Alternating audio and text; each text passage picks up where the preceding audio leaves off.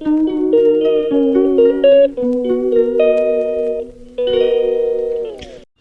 morning everyone. এতিয়া 8টামান পুৰা বাজি গৈছে আৰু মই ডিউটি যাবৰ কাৰণে ৰেডি হৈ আছোঁ।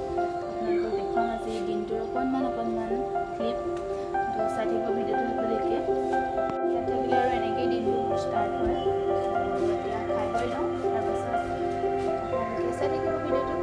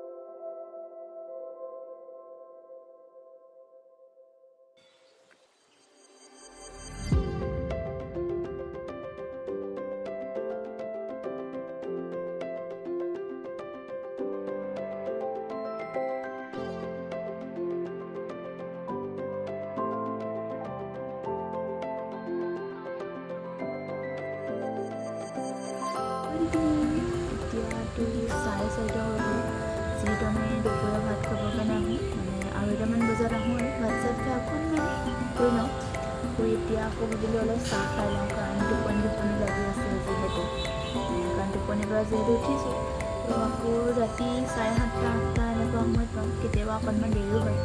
আহি আকৌ নিজৰ কাৰণে খানা চানা বনাই অকণমান নিজক টাইম দিওঁ। কিনো কৰোঁ আপোনালোকক আজি দেখুৱাম বাৰু, চাই থাকিব ভিডিঅ'টো শেষলৈকে।